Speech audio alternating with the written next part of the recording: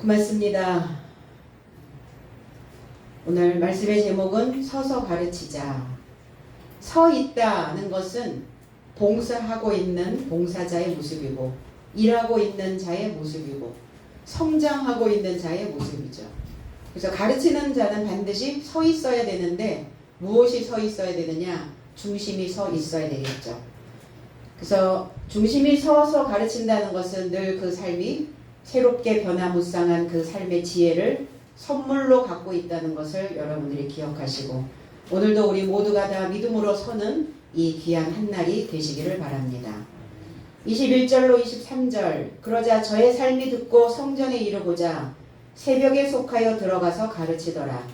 그러나 대제사장과 그와 함께 있는 삶이 다가와서 공회와 이스라엘 자손의 원로를 소집하고 저의 삶을 데려오도록 갇힌 유치장에 이르고자 보내었다.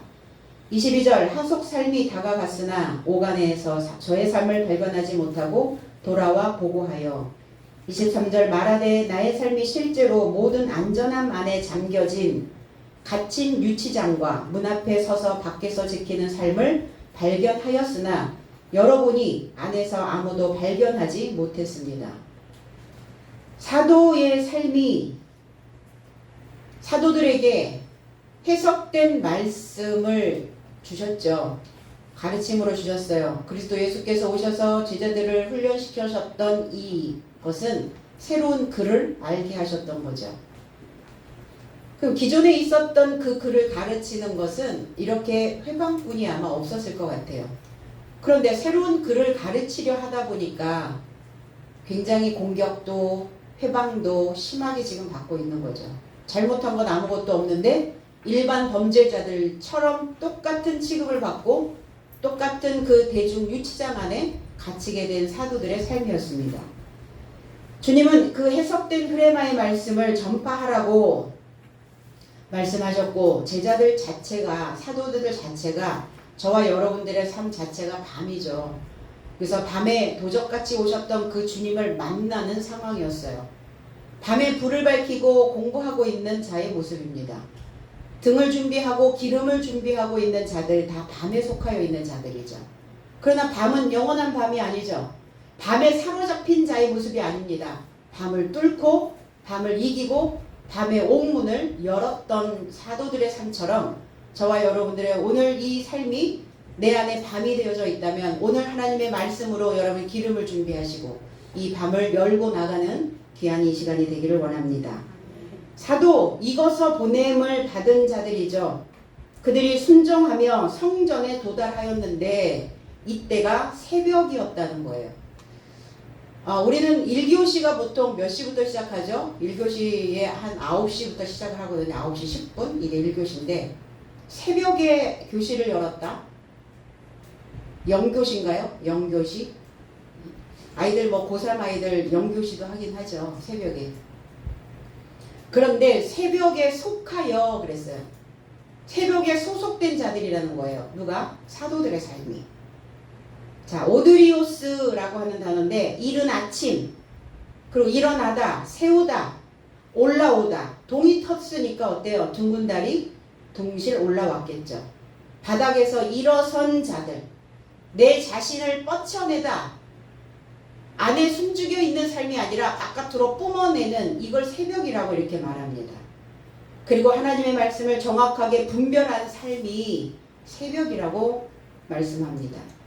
새벽에 소속된 자들, 계시록 22장 16절에는 나 예수는 교회들을 위하여 내 사자를 보내어 이것들을 너희에게 증거하게 하였노라.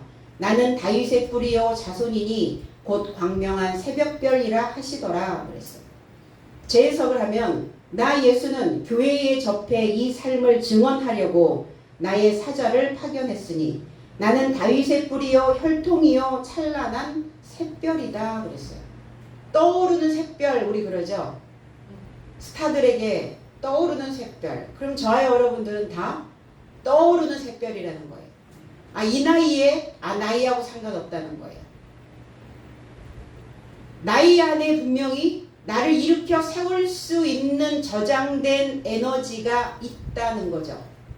나를 끌어당길 수 있는, 나를 일으켜 세울 수 있는 이 자를 우리는 새벽이다 이렇게 표현합니다.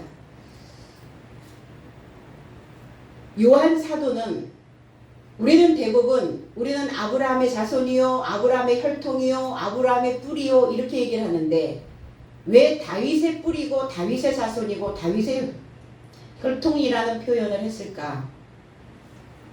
이거는 이사야 선지자가 예언하신 대로 그 말씀이 그대로 접목되어지고 적용되어지고 이루어지는 것을 표현하고 있는 겁니다. 성경은 1.1핵이라도 거짓되지 아니하고 허투루 말씀하신 게 없었기 때문에 이사야 선지자 11장 1절로 2절에 말씀하신 이 말씀을 이루어지게 하는 겁니다. 11장 1절로 2절에서 이새의 줄기에서 한 싹이 나며 그 뿌리에서 한 가지가 나서 결실할 것이요 여호와의 신 곧 지혜와 총명의 신이요 모략과 재능의 신이요 지식과 여호와를 경외하는 신이 그 위에 강림하시니라 그랬어요. 이새의 줄기에서 이새는 다윗의 아버지입니다. 그러니까 이새의 줄기에서 다윗의 뿌리에서 나온다는 거예요. 그리스도 예수는. 왜 다윗의 뿌리에서 나올까? 다비드라고 하는 단어예요. 다비드, 사랑하다, 끓다. 뭐가 맨날 끓고 있는 거죠. 그럼 무엇이 끌어올라와야 되나? 하나님의 진리가 끌어올라와야 되고 하나님의 살아있는 말씀이 끌어올라와야 되고 내 삶을 항상 튀어 올라올 수 있도록 바닥에 있는 인생이 아니라 무엇인가를 분별하여 올라올 수 있도록 만드는. 그런데 이 열정이 식지가 않아요. 항상 뭐가 이렇게 끓고 있거든요. 열정이. 그래서 다윗의 혈통이라는 표현을 쓰는 겁니다. 이 이새라고 하는 이 의미는 현존하는 이란 뜻이에요. 그러면 저와 여러분들은 다 이새의 자손이라는 거예요. 다윗의 자손이요, 다윗의 혈통이요, 다윗의 뿌리를 가지고 있다는 겁니다. 어떤 자들이기 때문에? 현재 존재하는 자들이기 때문에. 2000년 전에 계셨다가 사라진 역사 속에 역사의 뒤안길로 물러선 그리스도 예수가 아니라 지금 현재 존재하고 있다는 거예요. 어디에? 저와 여러분들의 생각 속에, 저와 여러분들의 머리에. 그래서 그 현존하는 그 혈통은, 그 뿌리는 우리의 머리를 움직여 가신다는 겁니다. 우리의 뿌리가 어딥니까? 우리의 뿌리는 머리에 있거든요. 그래서 이 뿌리가 깊이 뿌리를 내리지 않으면 흔들려요. 흔들리는 게 마음뿐만이 아니에요. 머리가 흔들리기 때문에 마음이 흔들리는 거거든요. 그 현존하는 줄기에서 한 싹이 나왔대요. 작은 싹. 물론 작은 가지, 작은 싹이기도 해요. 그런데 이 한 싹이라고 하는 이 호테르라고 하는 단어가 회초리라는 단어를 만들어냅니다. 그러면 이새의 줄기에서 회초리가 나왔다는 거예요. 매가 나왔다는 거예요. 왜 회초리가 나왔을까? 가르치는 거죠. 우리의 입의 혀는 회초리와 같습니다. 그래서 회초리를 치죠. 뭘로 칩니까? 혀로 치는 거예요. 혀로. 하나님의 살아있는 교훈으로 때릴 때 살아있는 그 회초리로 나를 칠 때 가장 아프죠. 우리의 피부에 와 닿는 회초리보다는 혀로 치는 그 회초리가 뼈를 아프게 하는 소리가 되어질 수 있어요. 그 뿌리에서, 뿌리는 어떤 곳입니까? 깊이 땅을 파고 들어갑니다. 깊이 내려져야 흔들리지 않죠. 우리의 믿음이, 우리의 신앙이, 내가 믿는 하나님이 뿌리가 되지 못하면 흔들려요. 터가 견고히 서야 되는데 터가 견고히 서지 않죠. 그러니까 뭐가 흔들릴 때마다, 뿌리가 흔들릴 때마다, 머리가 흔들릴 때마다 무엇으로 인하여? 사건과 사고와 문제로 인하여. 그 우리에게 날마다 문제를, 사건과 사고를 던져주시죠. 뭐 하게 하시려고? 뿌리를 견고하게 하시려고요. 그리고 확인하는 겁니다. 아, 내 뿌리가 지금 견고하지 않구나. 내 뿌리가 지금 깊이 뿌리를 박아야 되는데 뿌리를 깊이 박지 못하고 있어요. 그러니 흔들릴 수밖에요. 그럼 확인하는 거예요. 확인했으면 뭐합니까? 확인했으면 수정해야죠. 그리고 내 상태를 이제 알았으면 거기에 머물러 있어서는 안 되는 거예요. 이제 뻗어 나가야 되겠죠. 그 한 가지가 나왔어요. 한 가지. 자손입니다. 넷제르라고 하는 단어. 그 한 자손이 나왔어요. 그런데 그 한 자손은 회초리를 들고 있네요. 교훈을 가지고 있다는 거예요. 교훈. 가르침을 가지고 있다는 겁니다. 매를 가지고 있다는 거예요. 그리고 결실할 것이요. 열매를 내게 됩니다. 열매. 이 단어가 결실하다라고 하는 이 단어가 파라라고 하는 히브리어 단어인데 이 파라라고 하는 이 단어를 해석해 보니까 입의 꼭대기에서 숨쉬는 이게 열매예요. 그러면 입의 꼭대기에서 숨을 쉬는 언어가 있고요. 입의 바닥에서 숨을 쉬게 못하는, 숨쉬지 못하게 만드는 언어가 있다는 거예요. 우리 입술의 열매 자꾸 그렇게 얘기를 하는데 그러면 어떤 입술의 열매를 내놓을 거냐고요. 그 입의 말로 우리는 숨을 쉬거든요. 그렇지 않나요? 그런데 숨을 쉬게 하는, 숨통이 트이게 하는 입이 있고 숨이 막히게 하는 입이 있다는 거예요. 그 사람의 말을 들으면 숨이 턱 막혀. 그러면 그 입이 어디에 있다는 거예요? 바닥에 있다는 거예요. 그 입이 바닥에. 뿌리 열매도 아닌데 입술의 열매는 꼭대기로 올라가야 되거든요. 입은 꼭대기에서 나오는 언어로 숨쉬게 해야 되는 것. 이것이 입술의 열매입니다. 그러니까 나는 과연 어떤 입의 말로 결실을 하고 있는가? 분명히 결실은 하죠. 뿌리 채소든 아니면은 줄기 채소든 줄기 열매든 뭔가를 결실을 하게 됩니다.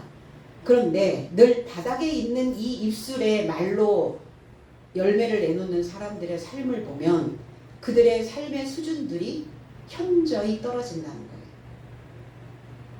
그러니까 오랜 세월 그 묵어 있었던 그 입술이 여전히 그 바닥의 말을 들어 올리는 거예요.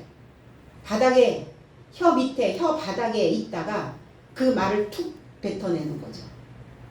그럼 어때요? 상대 숨 막히게 하겠죠? 이왕이면 아름답게 채색된 다홍치마여야죠. 채색시가 있는, 신부가 있는 아름다운 옷을 우리는 입어야 됩니다. 내 혀 끝에 하나님의 그 꼭대기에서 나오는, 꼭지점에서 나오는, 위에서 나오는 하나님의 지식과 맞닿아 있는 그 입술이 되어야 많은 사람들에게 다홍치마를 입혀줄 수가 있어요. 그래서 우리가 배움에 있다는 것은, 우리가 지금 하나님을 믿고 있다는 것은 뭘로 증명할 거냐? 입에서 나오는 언어를, 입에서 나오는 말을 보면 알아요. 근데 우리는 어때요? 입에 버릇처럼 배어있는 바닥의 말을 자꾸 끌어올리죠. 그러니까 그 지식은 아무짝에도 쓸모가 없는 지식이란, 그렇게 된다는 거예요. 새벽된 자, 새벽되어져 있는 자를 우리는 하나님의 신부라고 또 표현합니다. 신부들은 어떻죠? 새 신부들은, 새 색시들은 일찍 일어나죠. 왜요? 단장하려고. 그냥 눈곱 더덕더덕, 머리 엉클엉클, 쭉쭉 늘어진 그냥 옷, 침 질질, 이런 모습으로 나타나진 않죠, 신부들이.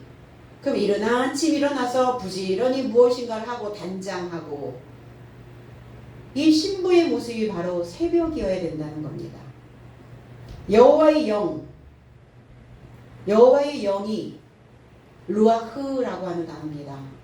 여호와의 신, 여호와의 영이 지혜롭게 하고 총명하게 하고 지혜롭게 한다는 이 호크마라고 하는 단어는 그의 정신이, 그의 말이, 그의 행동이 지혜롭다는 겁니다. 그의 정신과 입에서 나오는 말과 그리고 그 행동이 지혜롭게 되어져 있다는 것은 새벽되어져 있는 자죠. 하나님의 교훈을 늘 혀에 머금고 있다가 그 하나님의 혀를 들어 올리는 자라는 겁니다. 그럼 들어 올리면 제일 먼저 내가 먹죠. 깊은 산속 옥날샘 누가 먹죠? 새벽에 토끼가 새벽에 일어난 자, 신부되어져 있는 자가 제일 먼저 먹습니다. 그럼 나는 지금까지 그동안 나에게 어떤 물을 먹였는지 감 잡히시죠? 총명입니다. 총명. 비나라는 단어입니다. 아, 참 총명하다. 우리는 총명하게 살기를 원하죠. 그럼 총명하다는 것은 무엇이냐? 잘 분리한다는 거예요. 잘 분리하는. 지혜롭고 잘 분리하여 그것을 인지할 수 있는, 이해할 수 있는 그 영, 그 신, 루아흐. 이 루아흐라고 하는 하나님의 신은 바람입니다. 호흡이에요. 이성적으로 생각할 수 있는 존재입니다. 그리고 냄새를 맡을 수 있는 것이고 감지할 수 있는 거예요. 감지가 되죠. 사람들은 이렇게 얘기합니다. 내 육감이 이렇게 얘기해요. 육감. 일반 사람들은 육감을 가지고 얘기하지만 하나님을 믿는 사람들은 영감을 이야기해야 돼요. 영적인 감각. 그럼 하나님의 영은 뭐냐? 예수 그리스도의 머리가 되어져 있고 그 머리가 내 삶을 끌어당겨서 그 모습을 볼 수 있는 거울이 되어져 있고 그리고 그 보호되어져 있는 거울이 되어져 있는 내 삶의 교훈이 나를 보호하고 감싸준다는 거예요. 그러니까 내 머리가 그리스도 예수의 머리가 되어져 있어야 돼요.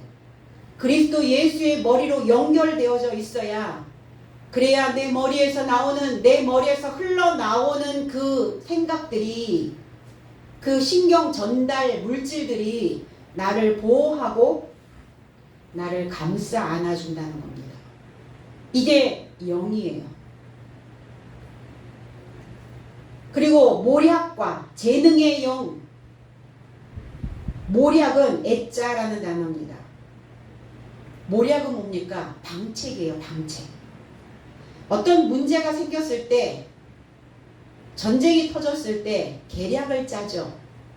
그리고 어떤 식으로 우리가 전쟁을 치룰 것인가 방책을 강구하죠. 이게 모략이에요.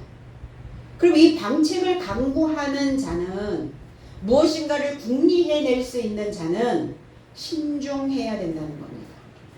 앞뒤, 전후, 좌우, 위아래 주변을 두루두루 돌아볼 수 있는 사람이어야 그 신중함을 가지고 방책을 만들어낼 수 있죠. 이게 모략이에요.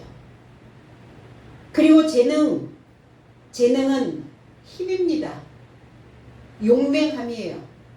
승리할 수 있다라고 생각하고 있는 그 영, 그 신을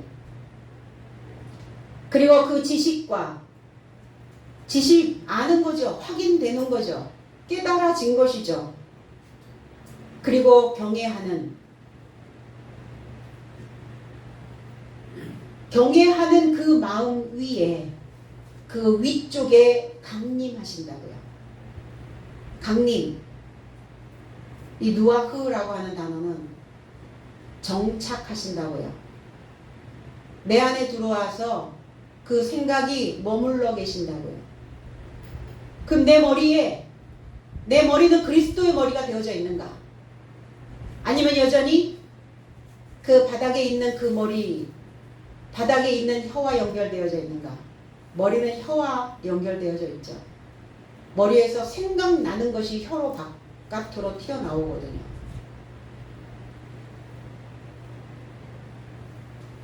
히브리어에서 새벽이라고 하는 단어가 샤하르라는 단어예요.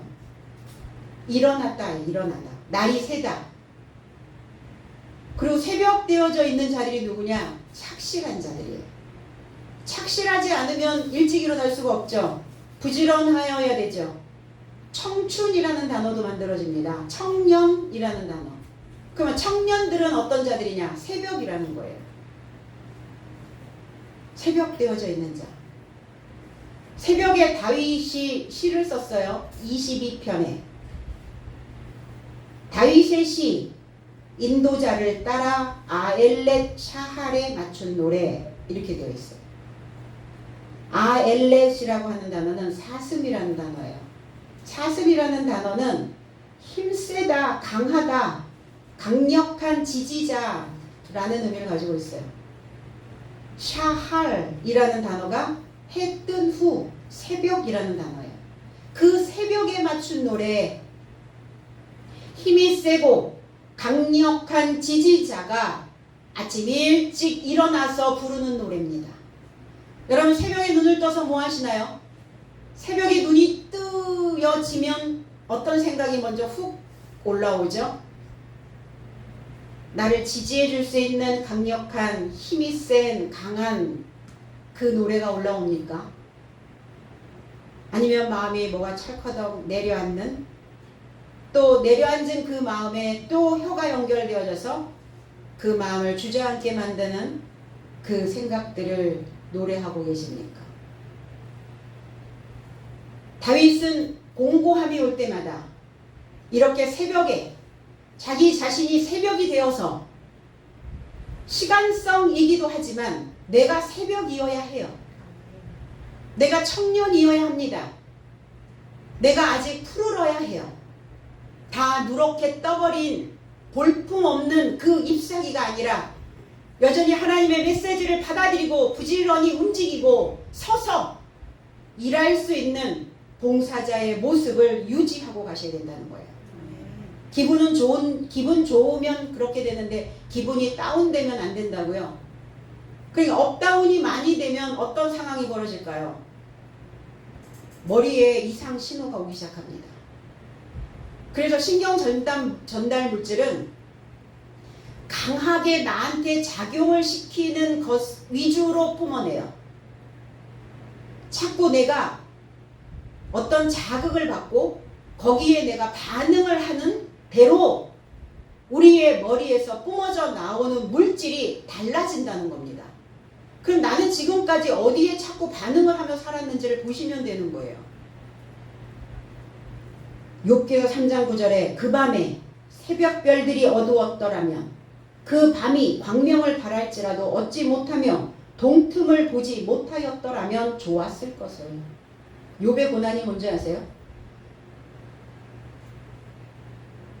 본인의 생일을 절망이 왔을 때 좌절이 왔죠. 당연히 욥은. 다 잃어버렸잖아요. 다 바닥이잖아요. 이제 시작해야 되잖아요. 그럼 막막한 거예요. 그 고난과 좌절이 왔을 때 나의 생각을 그리스도의 생각과 연결시키지 않았다는 게 고난이었어요. 하나님 이럴 때 어떻게 해야 됩니까? 내 머리가 그리스도의 머리로 연결되어져서 나를 감싸안고 나를 보호할 수 있도록 그 생각을 정리했어야 되는데 그게 안 되니까 고난과 좌절 속에서 자기의 생애를 저주합니다. 그러니까 이미 일어난 그 사건도 힘이 드는데 더 힘들고 더 좌절되어지고 더 지치는 이유는 욥처럼 자기가 태어난 나를 저주하는 거예요. 새벽별이 어두웠더라면 광명을 발할지라도 얻지 못하고 동틈을 보지 못하였더라면 좋았을걸. 내가 태어나지 말았어야 되는데. 그래서 더 일어서지 못하도록 어둠에 잡혀버리는 거예요. 그럼 욥은 또 보내잖아요. 옆에 사람들을 보내잖아요. 들어야죠.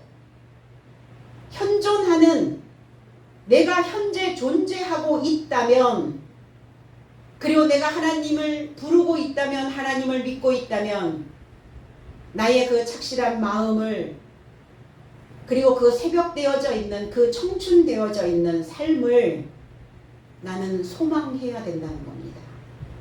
그럼 어둠은 계속 어두워 있지 않죠? 날이 밝아옵니다. 그런데 이 믿음이 굳세어야 빨리 동이 터요.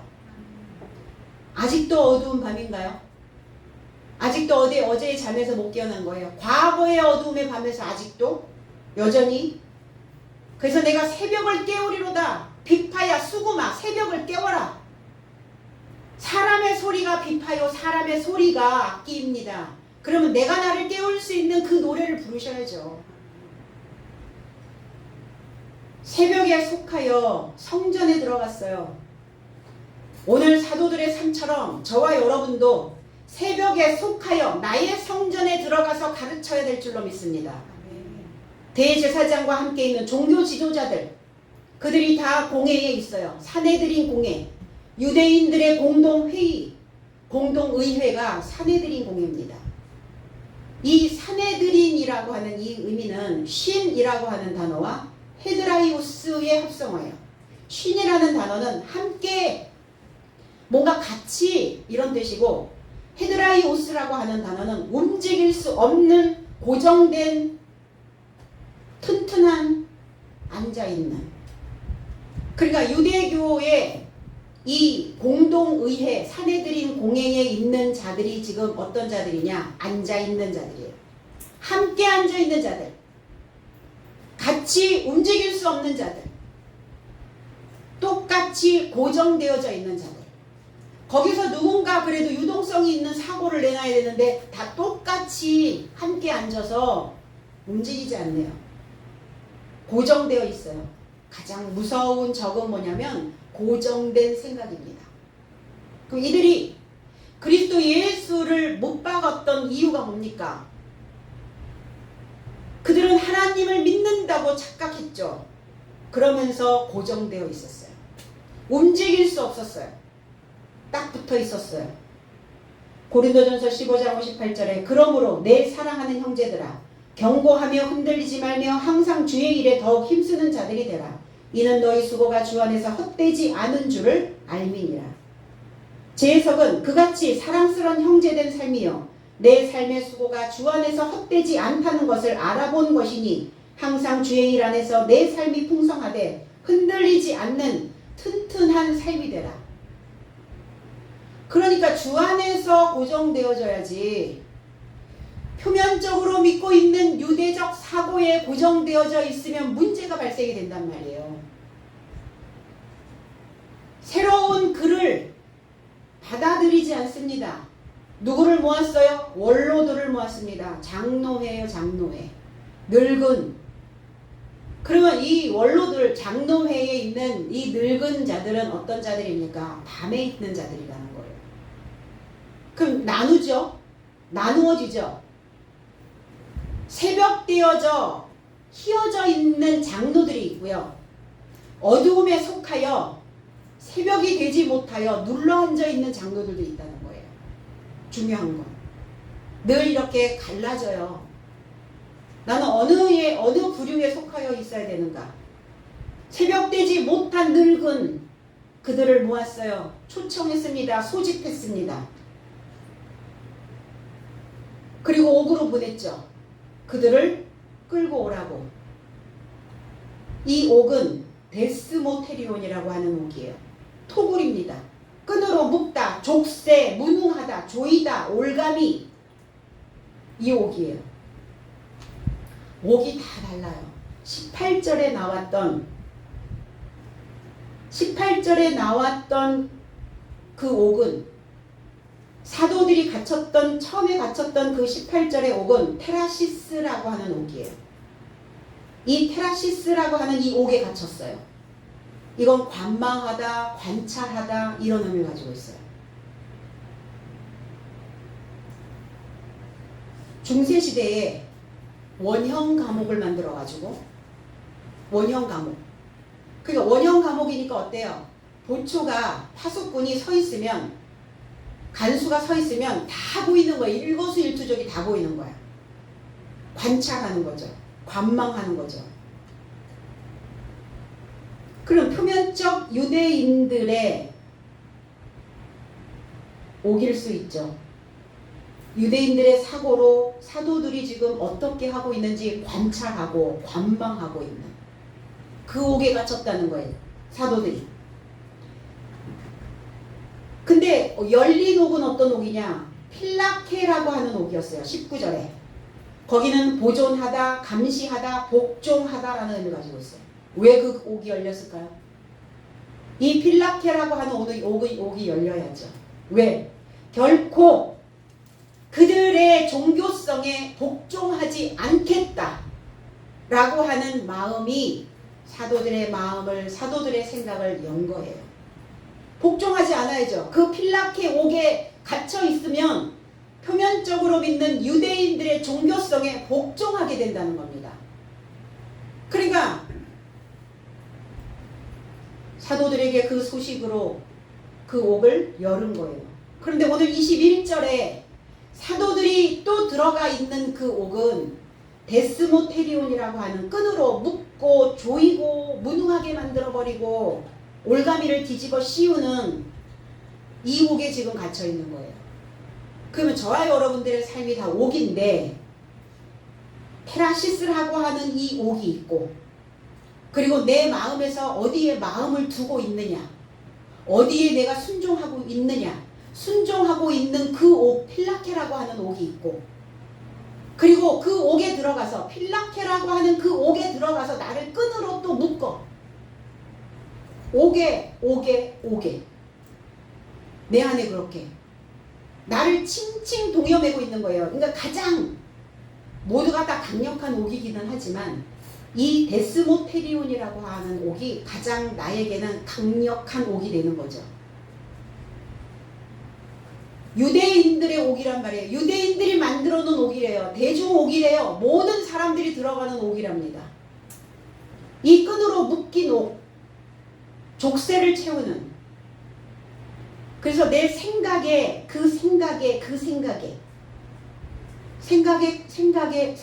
꼬리를 물죠. 꼬리를 물어서 어떻게 해요? 그 꼬리로 나를 동여맨단 말이에요. 그게 데스모테리온이라고 하는 옥이에요. 지금 그 옥에 갇혀 있는 거죠. 그 옥에 갇혀 있는 자들이 있나 확인해 봐라. 유대적 사상에, 유대적 종교적인 지식에 그들이 이 끈으로 족쇄를 채워서 그 족쇄가 채워져 있는지 확인하고 와라. 그 족쇄에 채워져 있다면 끌고 나와라. 이렇게 된 거죠. 그럼 무능하게 족쇄 채워진 그 사도들이 있다면 결국은 여기에 항복할 것이고 투항할 거고, 그리고 다시 그들이 필라케라고 하는 그 옥으로 들어갈 거고 복종하는 옥으로 들어갈 거고, 그러면 결국은 테라시스라고 하는 그 옥에 붙잡히게 될 것이다. 그걸 노렸겠죠. 그러니까 이 옥 안에 옥, 이 옥에서 나를 두면 안 되겠죠. 사도들이 이 종교적 공격을 견뎌낼 수 있었던 것은 자신을 토굴에 넣지 않았다는 거예요. 이 데스모테리온이라고 하는 이 옥에 자신을 넣고 나를 졸라매고 나에게 족쇄를 채우고 나를 끈으로 묶고 나를 무능하게 만들어 버리는, 결코 이 옥에 갇히지 않았다는 겁니다. 상대의 그 공격을, 상황에서 어려움들을 뚫고 지나갈 수 있었던 비결이었어요, 그게. 그러면 뚫고 지나가려면 단백질이 필요하겠죠. 우리의 몸을, 근력을 만드는 데 필요한 요소가 단백질이라고 말합니다. 그래서 사람들은 단백질을 먹고 단백질 파우더를 또 복용을 하고 하죠. 그럼 우리의 생각의 근력을 만드는 이 단백질을 어디서 섭취할 것인가? 해석된 말씀입니다. 그리고 신앙생활을 하는 사람들이 이 해석된 흐레마의 말씀의 단백질을 섭취하지 못하고 있다면 어떤 상황이 벌어질까요? 근력이 없는 거예요. 다 풀려버리는 거예요. 누군가 족쇄를 채웠다 할지라도 그거를 풀고 나와야 되는, 그러면 근력이 필요하잖아요. 생각의 근력이, 머리의 근력이 있어야 되잖아요. 혀에도 근력이 필요합니다. 혀에 근력이 없으면 그냥 생각나는 대로 그냥 풀어져서 뱉어버려요. 혀의 근력이 만들어지면 할 말 못할 말을 가려내죠. 숨통 막히게 하는 말, 숨 막히게 하는 말, 아니면 숨통이 트이게 하는 말 분별하죠. 그러니까 이 흐레마의 말씀이 나에게는 단백질과 같아서 이 말씀으로 우리의 형태, 내 삶의 형태, 내 생각의 구조를 만들어내야 된다는 겁니다. 그러니까 어떤 옥이어도, 테라시스라고 하는 옥이어도, 필라케라고 하는 옥이어도, 데스모테리온이라고 하는 이 옥이라도 첩첩산중이라는 말 들어보셨죠? 첩첩산중. 둘러차고 또 둘러싸이고 또 둘러싸여 있는, 그렇다 할지라도 어떤 옥에서라도 우리는 풀려날 수 있다는 겁니다. 오늘 그 옥에 사내들인 공회에 복종할 수 없었어요. 그 옥에서 끌고 나와라. 22절의 옥은 필라케라고 하는 옥입니다. 복종할 수 없었어요. 거기에 순종할 수 없었어요. 표면적으로 믿고 있는 그 신앙에 무릎 꿇을 수 없었어요. 그러니까 그 옥이 열린 거죠. 근데 보지 못했습니다. 발견하지 못했습니다. 만나지 못했습니다. 당연히 만나지 못했죠. 새벽과 어두움은 만날 수가 없어요. 그렇죠? 밤이 지나가면 새벽이 오고, 새벽이 오면 밤이 없어지고, 이렇게 교차되잖아요. 새벽이 된 자는 만날 수가 없어요. 어떤 옥에서도 찾아볼 수가 없었습니다. 이 옥은, 필라케의 옥은 밤이 열었다고요. 저와 여러분들은 밤과 낮이 교차가 됩니다. 늘 밝을 수만은 없잖아요. 늘 명랑할 수만은 없잖아요. 늘 행복하고 기쁘고 감사하고, 그거는 이상증후군이죠. 그래서 내 마음에 밤이 왔다고 생각이 들거든. 오늘 우리는 그 지식의 기름을 준비하여야 될 때가 왔다라는 것을 직감하시고, 오늘 이 밤에 하나님의 말씀에 불을 밝히는 자가 되어야 될 줄로 믿습니다. 왜 지금 막는가? 필사적으로 왜 사도들의 그 지식을 막고 있는가? 그들이 지배층이잖아요. 종교 지배자들, 종교 주도자들, 종교 우두머리자들. 그 지배층에 있는 사람들은 피지배층에 있는 사람들이 공부하는 것을 원치 않아요. 이 사내들인 공회에 유대교에 억압되고 고정된 자들이 만약에 거기에서 사도들의 지식이 들어갔다고 한번 생각을 해보세요. 고정되어 있고 앉아있는, 움직일 수 없는 자들이 지식이 들어가면 움직이게 되거든요. 그러니까 이 고정된 자들한테 혹여 지식이 들어가서 똑똑해질까봐, 그러면 똑똑해지는 순간 알아차리게 되죠. 이 상황이 지금 무언가 잘못되고 있다는 것을 깨달을 것이고, 그것을 바꾸려고 할 것이기 때문입니다.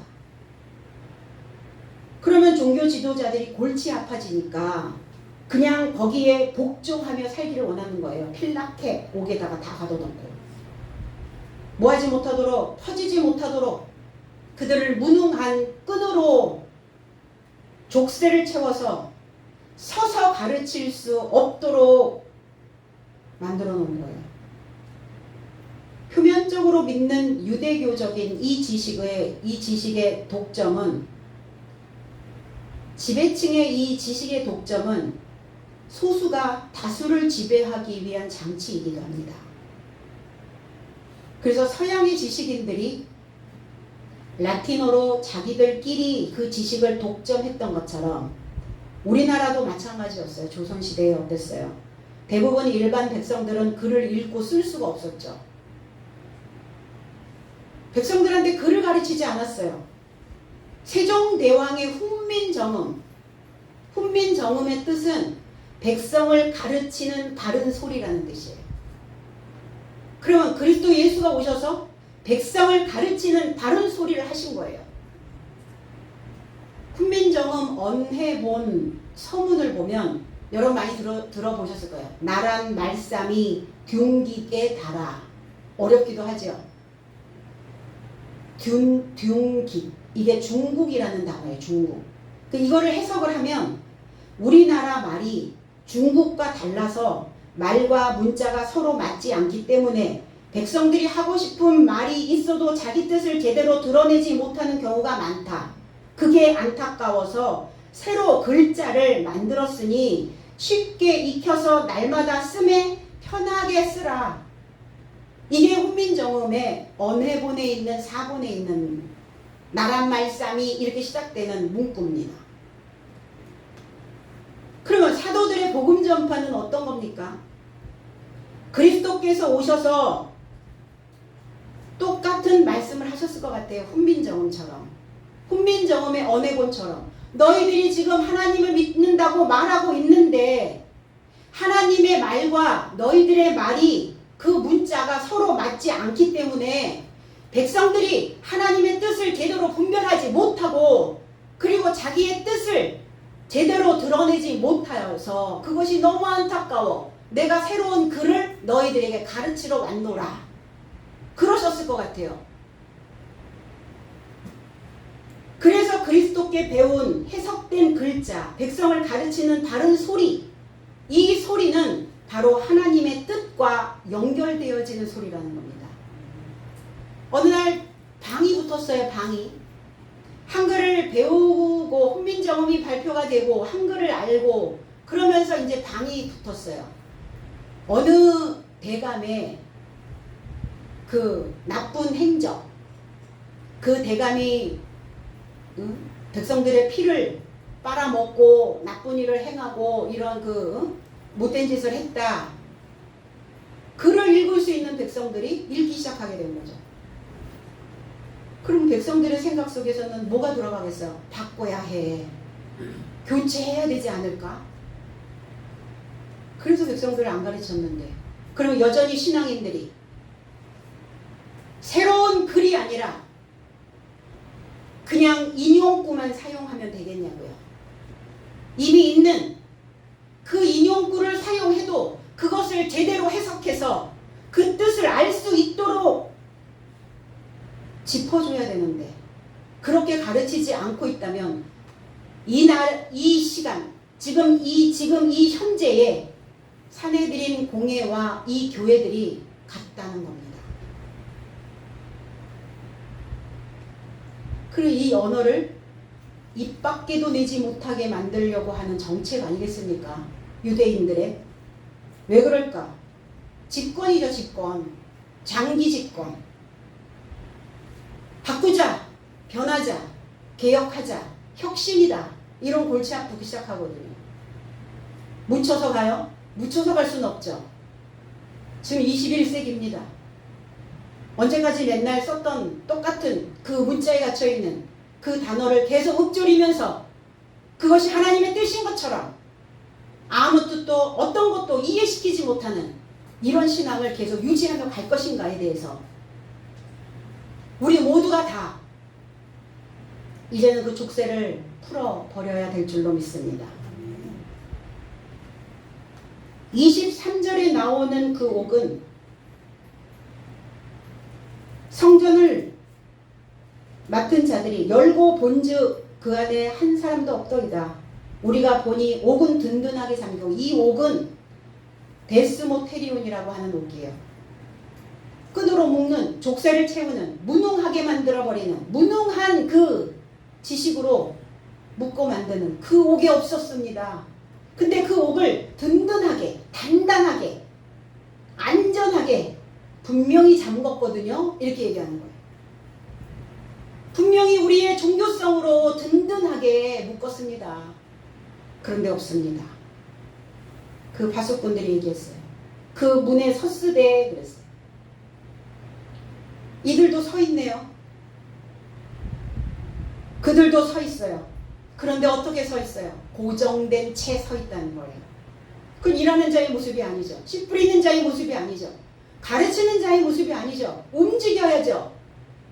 지식은 들어가면 나로 하여금 행동하게 하고 움직이게 하는 지식이 산 지식입니다. 지식은 먹는데 움직이지 않아. 행동하지 않아. 행동이 변하지 않아. 죽은 지식이죠. 사내들인 공예에 원로들이 만들어 놓은 그 장로회에서 여전히 주저앉아 있는 그 지식인 뿐이라는 겁니다.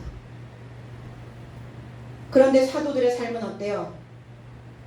사도들도 서서 가르쳤어요. 뭐 하려고? 바꾸려고, 돌리려고, 혁명을 일으키고 있는 겁니다. 문을 열고 본즉 한 사람도 아무도 그 안쪽에 만나지 못했습니다. 없더이다 라는 단어가 휴리스코, 만나지 못했습니다. 무능하다 조이고 있는 그 옥에서 만나지 않도록, 여러분들을 만나지 않도록,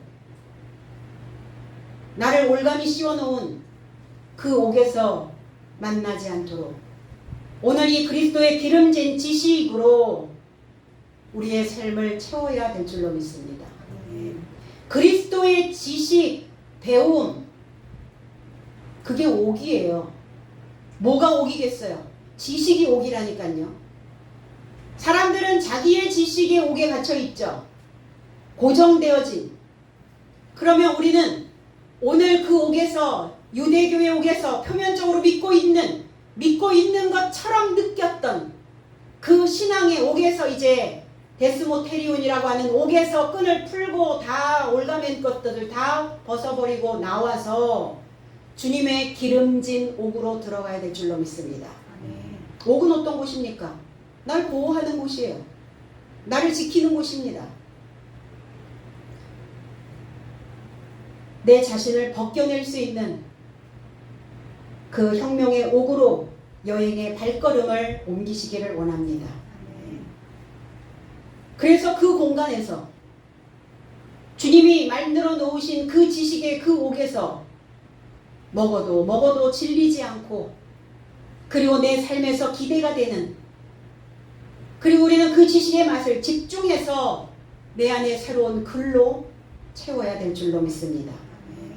나의 생각이 자리 잡는 살아있는 말씀으로 우리는 그 진리의 가장 높은 곳으로 갈 수 있도록 우리의 삶을 새벽 일어날 수 있도록, 끌어올릴 수 있도록, 청춘이 될 수 있도록 해야 되는 것입니다. 그리고 우리는 이렇게 외쳤으면 좋겠어요. 셈페르 인치페.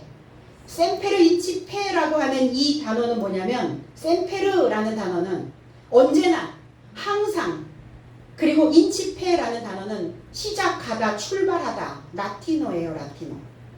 셈페르 인치페, 항상 다시 시작하라.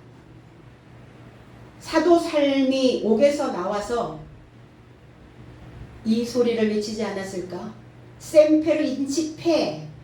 그래서 우리 모두가 다 이제 항상 다시 시작하는, 다시 출발할 수 있는 이 영역에 오늘 발을 다 들여놓으시고, 그리고 우리 다시 출발점에 서서 내 자신부터, 내 중심이 바로 세워져서 나 자신부터 가르치는 그런 사도들의 삶이 다 되시기를 나사렛 예수 그리스도 이름 안에서 축복드립니다. 아멘. 기도하겠습니다. 아버지 고맙습니다. 오늘 우리를 향한 하나님의 뜻이 무엇인지를 바르게 알게 하시고, 하나님 우리를 향한 수많은 공격이 있다 할지라도 우리 결코 우리를 몰가매는 무능한 끈으로 족쇄 채우는 그 신앙이 되지 않도록 주님께서 이끌어 주시옵소서. 하나님 우리가 손을 뻗을 때마다 주님 우리의 손을 잡아주시고, 하나님 어떤 상황이 벌어져도 똑바로 세워져서 믿음 안에 서서 나 자신을 가르치며 갈 수 있는 우리 모두가 되게 하시옵소서. 시온성교회를 사랑하신 하나님, 이 교회가 하나님 말씀으로 살아있는 교회가 되게 하시고, 움직이게 하시고, 봉사하게 하시고, 일하는 자가 되게 하시고, 그래서 그 씨를 뿌리는 자, 분명히 하나님의 소출을 거둘 수 있는 자가 될 줄로 믿습니다.